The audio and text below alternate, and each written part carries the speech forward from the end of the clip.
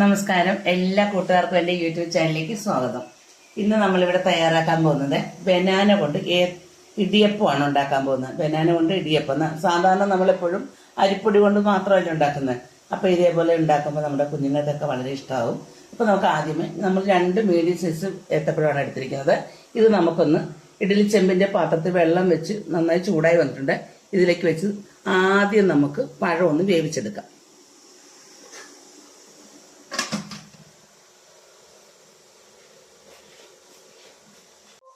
ഏത്തപ്പഴമൊക്കെ വെന്ത് വന്നിട്ടുണ്ട്. നമുക്കൊന്ന് തുറന്നു നോക്കാം.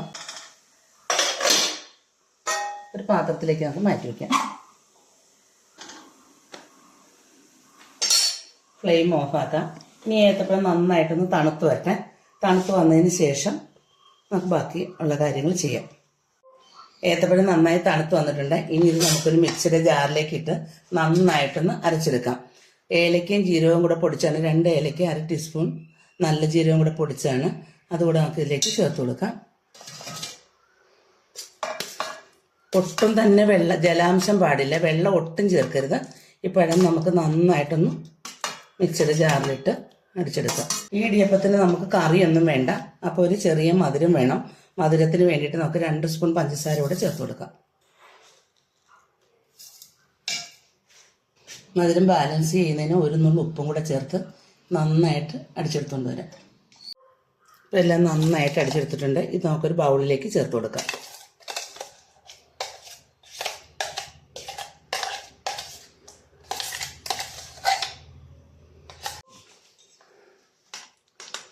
ഏത്തപ്പഴം എല്ലാം നന്നായിട്ട് നമ്മൾ മിക്സ് ചെയ്തെടുത്തിട്ടുണ്ട്. ഇനി ഇതിലേക്ക് നമ്മൾ ഇടിയപ്പത്തിൻ്റെ പൊടിയാണ് ചേർത്ത് കൊടുക്കുന്നത്.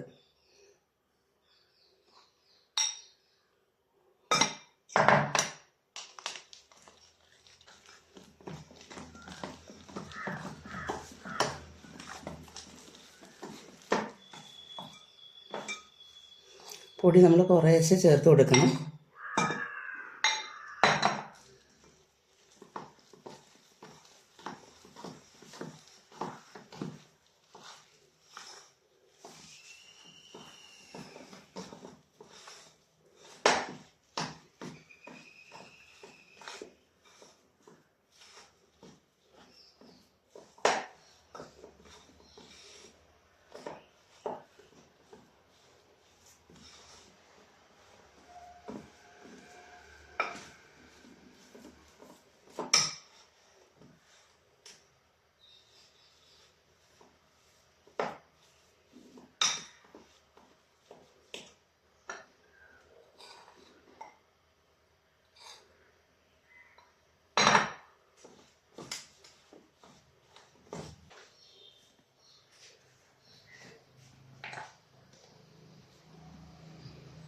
ഇനി ഇതിലേക്ക് നമുക്ക് ഒരു 1/2 ടീസ്പൂൺ നെയ്യ് കൂടെ ചേർത്ത് കൊടുക്കാം. നെയ്യ് ചേർത്ത് കൊടുക്കുന്നത് ഓപ്ഷനിലാണ്. ഒരു ടേസ്റ്റ് കിട്ടുന്നതിനും നമ്മൾ ഇടിയപ്പം ചേർക്കുമ്പോൾ അച്ചിലൊട്ടാതിരിക്കാനും വേണ്ടിയിട്ടാണ് നമ്മൾ ചേർത്ത് കൊടുക്കുന്നത്.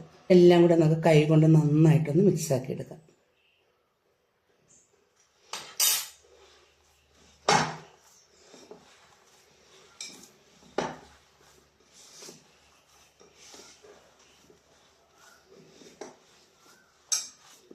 നമ്മൾ പൊടി ഏത്തപ്പഴത്തിൻ്റെ നനവിനനുസരിച്ച് നോക്കി വേണം നമ്മൾ ഇതിനകത്തേക്ക് പൊടി ചേർക്കാൻ.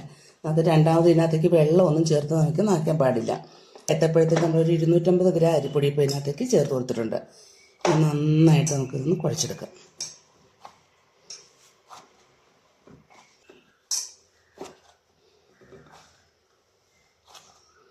കുഴച്ചെടുക്കുമ്പോൾ നല്ല സോഫ്റ്റായിട്ട് വരണം. നമ്മൾ കൈ കൊണ്ട് നന്നായിട്ട് പ്രസ് ചെയ്ത്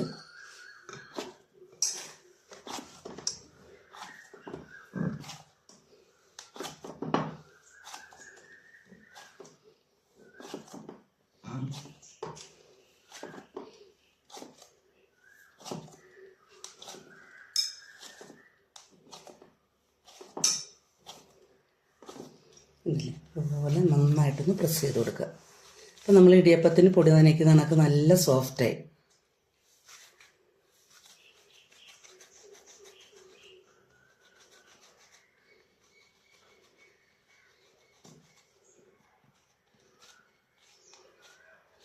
നല്ല സോഫ്റ്റാക്കി കുഴച്ചെടുത്തിട്ടുണ്ട്. ഇനി ഇത് നമുക്ക് ഇടിയപ്പത്തിൻ്റെ അച്ചിലേക്ക് വെച്ച് നമുക്ക് നന്നായിട്ടൊന്ന് പിഴിഞ്ഞെടുക്കാം. സേവനാഴിയുടെ ഏറ്റവും ചെറിയ അച്ചാണ് നമ്മൾ ഇട്ടിരിക്കുന്നത്. അതിലേക്ക് നമ്മൾ കുറേശ്ശെ മാവ് വെച്ച് കൊടുക്കുക.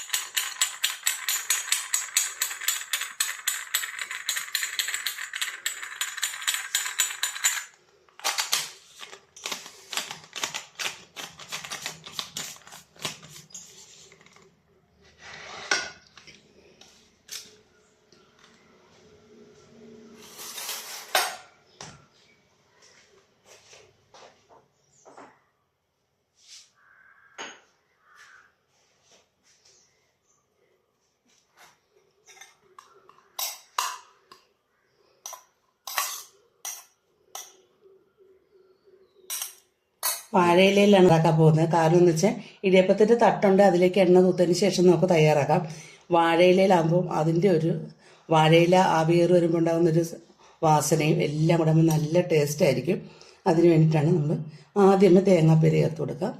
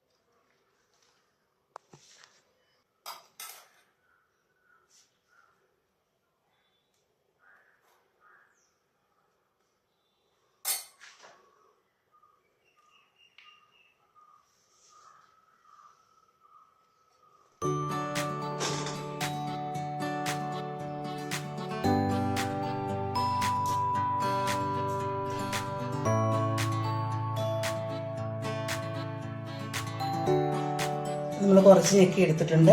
കണ്ടില്ലേ, കാണാൻ നല്ലൊരു ഭംഗിയില്ലേ, ഒരു യെല്ലോ ഷെയ്ഡോട് കൂടിയുള്ള ഇടിയപ്പം.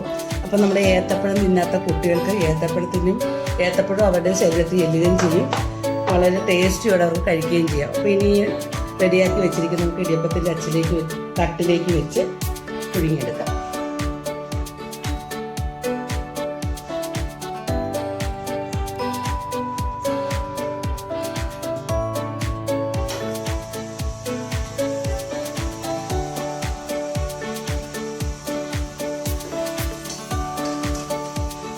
ഒരു 5 മിനിറ്റ് ആവിയേറി വരുമ്പോൾ നന്നായിട്ട് വെന്ത് വരും. ഇതേപോലെ നമുക്ക് ബാക്കിയുള്ളതുകൊണ്ടൊക്കെ ഒന്ന് സേവനാഴിയിലിട്ട് പിഴിഞ്ഞെടുക്കാം.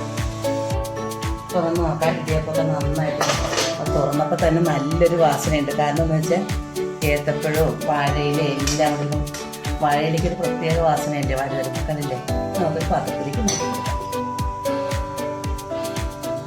വാഴയില ഇല്ലെന്ന് പറഞ്ഞാലും വിഷമിക്കൊന്നും വേണ്ട. ഇടിയപ്പത്തിൻ്റെ തട്ടിലേക്ക് നമുക്ക് എണ്ണ തൂത്തിട്ട് ചെയ്തെടുക്കാവുന്നതേ ഉള്ളൂ. വാഴയില ഉള്ളവർ ഇതുപോലെ തന്നെ ചെയ്തു നോക്കാം.